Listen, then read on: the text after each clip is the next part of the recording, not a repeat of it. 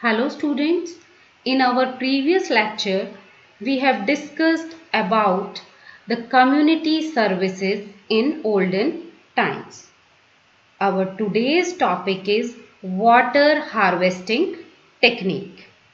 Beta, you know water harvesting is not a new technique. It is a old technique, but due to technological development its form changed. Now what is water harvesting? Water harvesting is the technique of collecting, storing and using rainwater for irrigation, drinking and other purposes. Means in months of heavy rainfall, only a small quantity of rainwater is used. Rest part of water is wasted in drains. But in this technique, rainwater is stored and be used in dry months. We have already discussed in olden times water was harvested in ponds or in step wells. Many traditional sources of water exist even today, but most of them are in ruins due to poor maintenance. In recent times, also our government is doing efforts to revive the old water bodies and to popularize water harvesting.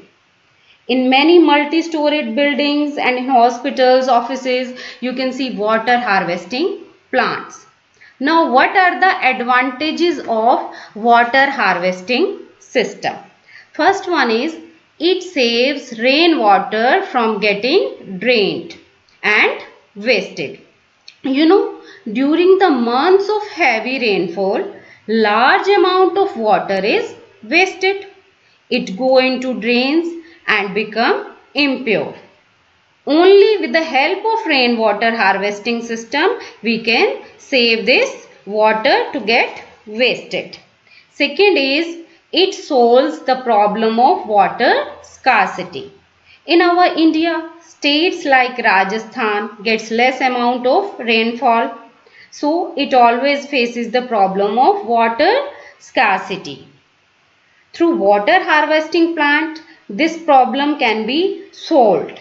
Okay, so nowadays water harvesting plant is necessity in our India.